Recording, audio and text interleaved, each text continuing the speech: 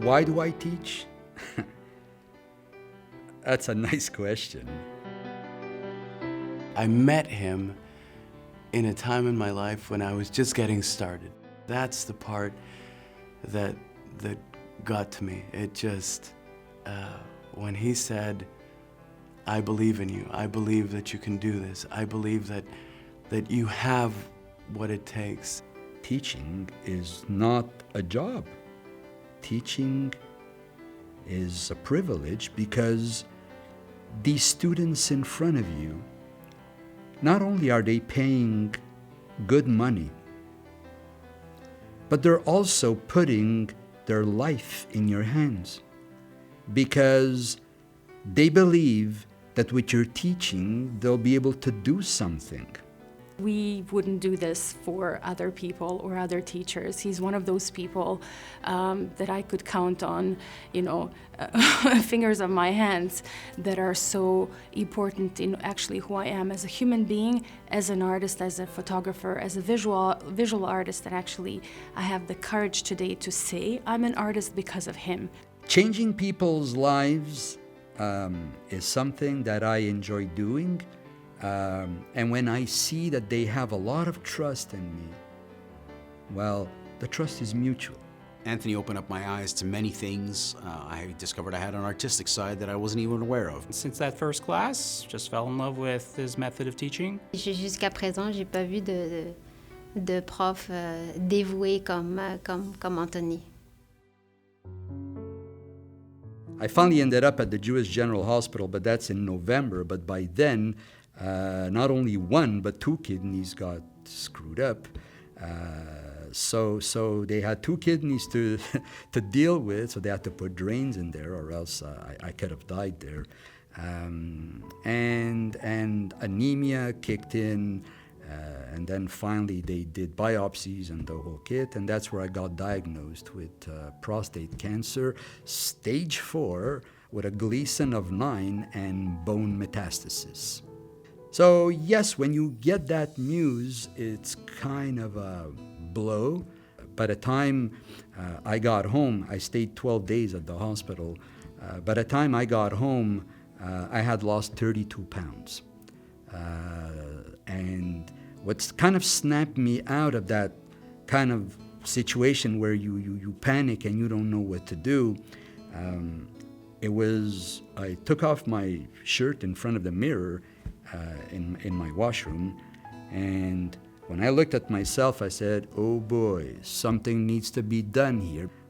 I kind of, said, okay, if I don't want to die, I got to do something. I mean, I learned a lot of the stuff. It's like, take a deep breath, go back into all the stuff you've learned over the past years, and move on. And that's when I realized cancer is not a death sentence. It feels like it when you find out the first day that you have it, but no, once you start thinking about it, you also say, wait a minute, could it be that life is kind of warning me that maybe I should do changes in my life, and if I do these changes, well, maybe I can start reverting stuff. Once you have the knowledge, well, it's not just the knowledge. Then part 2 is now get the products that are required, to get you out of this, or at least to help you out. And you got to be rigorous. It's going to be for a certain duration of time. So in my case, I have put myself a goal that in order for me to really, assess that I'm doing really, really good, I've given myself the next 2 years, because cancer it's not like, you're curing a cold here. I'm not denying that chemotherapy doesn't kill cancer cells. No. Problem is that it kills every cell in your body, which means, what's the point? Okay, we have no more cancer, but we don't have a body anymore. So that's not really that efficient. So the immune system is important, because the immune system is probably your best ally here. So in the alternative medicine world, the immune system is the ally that you're going to use to handle the cancer. Well, I'm not here to harm myself. I'm here to cure myself. So obviously, I'm going to be quite rigid. I'm not just going to go and improvise stuff. So when my oncologist said that, he says, I can't prevent you from living. You want to try other stuff, please go ahead, because the chemotherapy isn't really going to help you. I mean, here we're looking at a chemotherapy which in all, at the best, it may help you for like 16 months. Usually people that have a stage 4 cancer, especially with bone metastases, they don't drive their car. They don't go shopping. They don't carry weights. As a matter of fact, what they do is lie in bed and demand painkillers. I can say a lot about my father.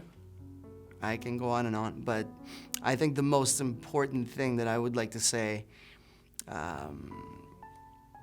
is that he's very strong, and if anybody could get through something like this that he's going through, I would probably name him at the top of the list. He knows what he's doing. He's extremely knowledgeable about many things, and especially about medicine. So he will look to the brighter things. He will try and find a solution. He will be supportive, sympathetic, understanding, but the most important word I find is positive. Always able to find something positive and help turn a situation around. The doctors think that I'm a medical enigma because there's things they don't understand, and it's unfortunate because the minute they can't understand something and then someone starts to feel better, it's easy to say, well, miraculously, patient is into remission. True, but is it really miraculously? Or is it that scientifically there's something that happened? It's just that they haven't been able to explain it yet. My book was simply about how, we put it in an organized manner, but also not just in an organized manner, but it has to be also accessible so that people who don't necessarily have very deep knowledge in sciences, well, they'd still find interesting stuff to read or apply reading this book. Now, I've been working on that for at least 2 years now on the book, and I've accumulated tons of documents and articles and references, to back up everything I'm saying. Now, because of what happened, I started to think, should I still do the book the way I wanted to do it, or maybe I could be more helpful to society if I kind of changed the whole direction of the book? So, what's the new direction? Well, I figure a lot of people have the disease I have right now. There was a time when there wasn't that many people with cancer. But now, latest statistics, 1 person out of 2. If I get to overcome this disease, well, I'd like to share with the world how I did it in a natural way, without the usage of chemicals. And if I succeed, well, then the book will be about everything I did, day by day, how I start taking products at 5, 6 in the morning until the last ones I take at 11:30 midnight, right before I go to bed. So I'm documenting everything. And because there's a reason for every single product, I'm not just going to tell people, well, this is what I've done, and in the order I've done it. I also would like to explain the purpose of every single one of these products and why certain dosages. So my mandate now is that if life gives me a second chance in living, well, then at that point, I think I wanna give back to life in the sense that I thank life for helping me, So the least I can do is help the rest of the population. And who knows, maybe that will be my next mandate. I've always been a teacher all my life. I've been teaching at Concordia 35 years, so maybe I will still keep on teaching, but teaching different things. I really would like people to walk out here tonight after they had a lot of fun, because the purpose here, there's a reason why it's called Cheers to Life. I want people to have fun. But I really would like people to walk out of here tonight that if they have embraced my cause, is because there's going to be other people like me. And if I get helped because of what I've enumerated before, well, hopefully I will facilitate other people's lives that may be stuck with a terrible disease. If there's anybody who could beat this, it's him. And God be with you. I'm with you. We're all with you. I couldn't think of a more deserving human being of our support and our love. He literally changed my life. Literally changed my life. And if I can tell you something about Anthony, is when he believes something, he's going to do it.